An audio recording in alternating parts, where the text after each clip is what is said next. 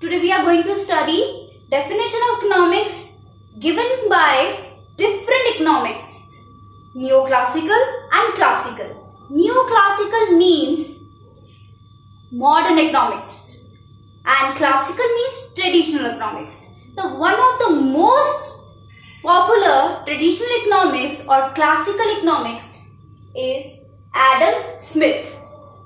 Adam Smith, also known as father of economics. He has given many of his ideas, contribution in framing the base for economics. That's why he is known as father of economics. He is a classical economist. He defines economics a science of wealth. Traditionally,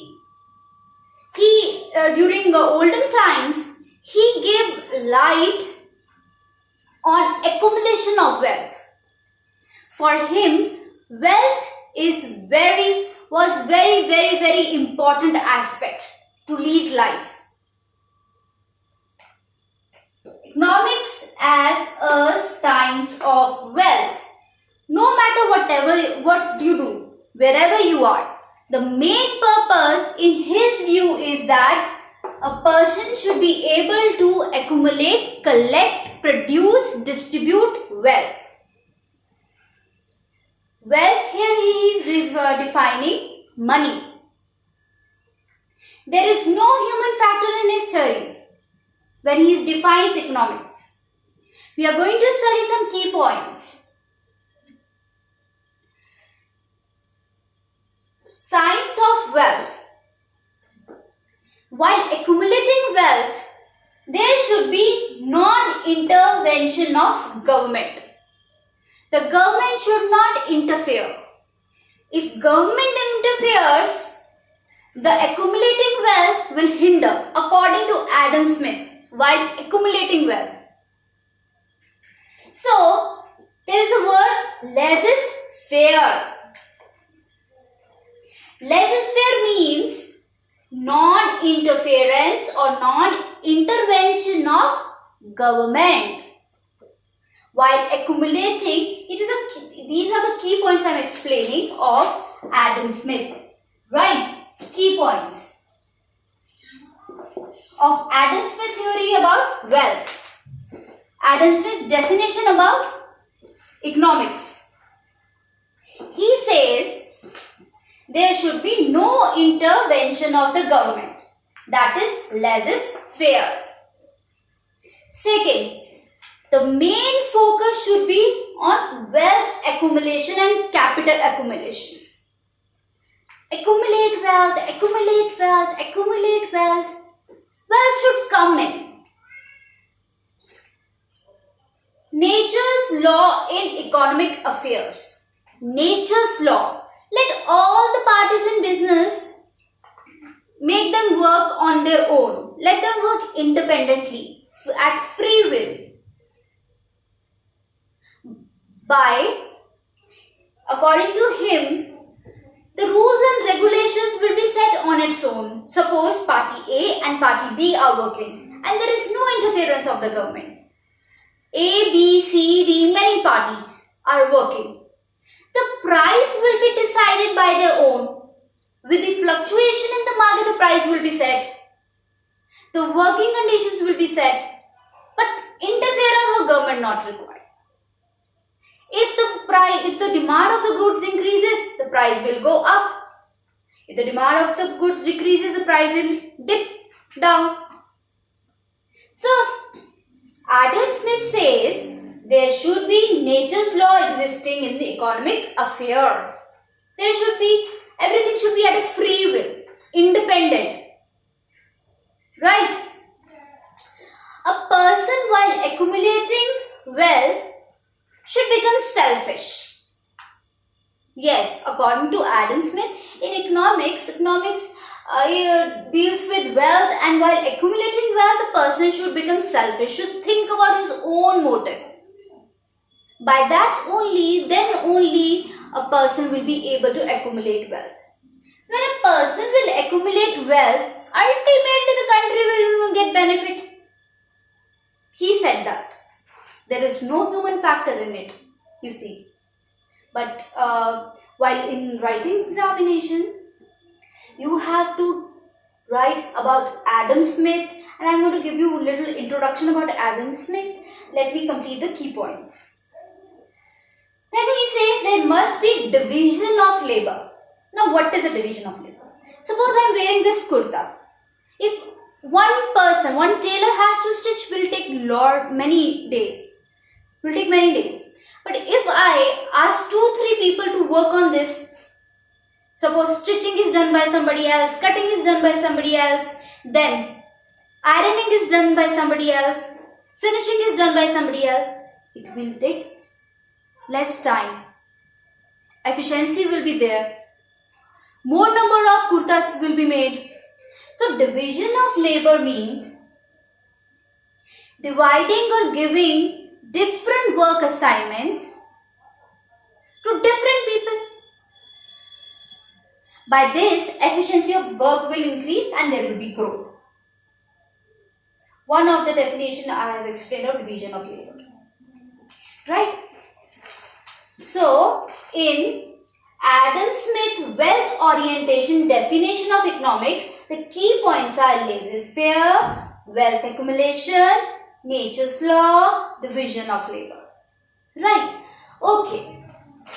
Adam Smith was a classical economist who published his book in 1776, An Inquiry into Nature and Causes of Wealth of Nations. This was the book, this was a piece of work he did, and the piece of work name was An Inquiry into Nature. Nature of what? What kind of wealth it is? What is wealth? How it can be accumulated? How it can be produced? How it can be distributed? How it can be exchanged? In exchange of wealth, what we will get? In exchange, what will we get? So, an inquiry of nature. What is the nature of the wealth? And causes. How we can accumulate? What will be the means to accumulate wealth? So, this was a piece of work named, that book name was An Inquiry into Nature and Causes of Wealth of Nations. It was published in 1776. So this is the introduction we gave about Adam Smith, who was classical economist. He was father of nation. Definition given by the Adam Smith is economics as a science of wealth. Science of wealth means everything about wealth. How a wealth will be accumulated, distributed, exchanged, produced. And science means information regarding wealth. So economics as per the Adam Smith is science of wealth. And these are the key points. This is a little history wherein he produced his definition about economics in this piece of work. The name of the piece of work, An Inquiry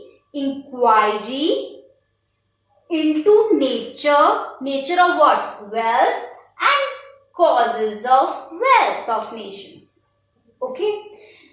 This is all about Adam Smith's definition, wealth-oriented definition. This is completely wealth-oriented definition. We are going to study about, after this, Alfred Marshall, who spoke about welfare. While accumulating wealth, he spoke about welfare of human being, mankind. See, accumulating wealth, do you think accumulating wealth is the only best way out in economics? If it doesn't be of any use to human being, how it is going to benefit? So, Alfred Marshall, who was neoclassical means modern economist. He has given a welfare definition in his book. We are going to study about it. Right. Second economics is neoclassical economics. Professor Alfred Marshall. Professor Alfred Marshall's which theory? Welfare theory. Adam Smith gave wealth theory.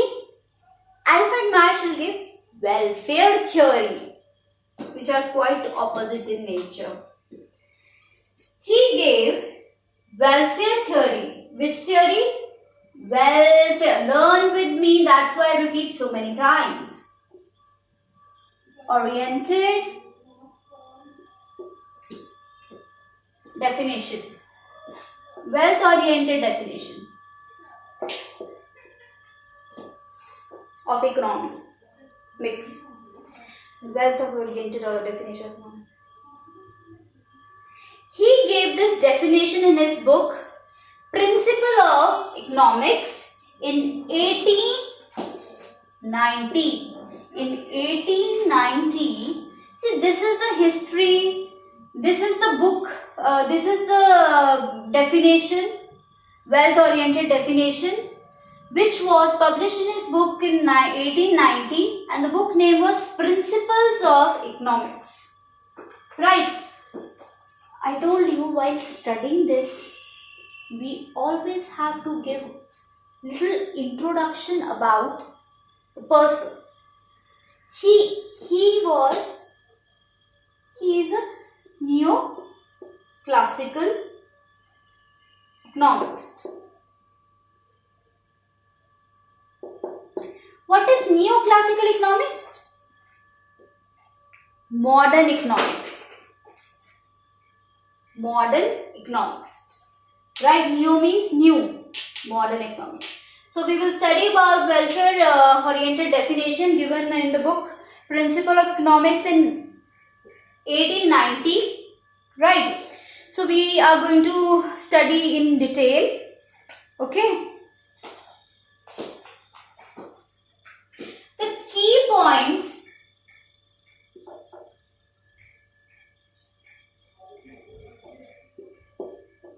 Key points. After definition, after little history, we study the key points. He says, we are going to study mankind. We are going to study ordinary person. What we are going to study? Ordinary person. Here we will talk about an ordinary person. I am an ordinary person who happened to go to market to purchase tomato. In my previous video, I gave you an example of tomato. So, an ordinary person. Study of an ordinary person.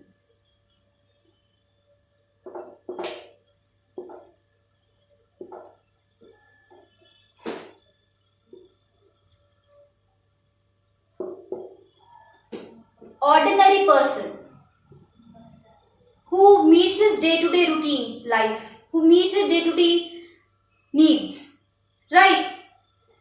In economics, we are going to study his behavior. Economics is a behavior science. Is a behavior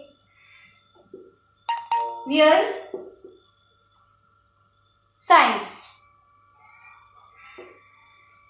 See kids, an ordinary man, Alfred Marshall theory talks about welfare.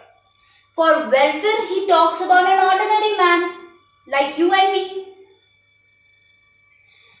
Economics, according to him, is a behavioral science.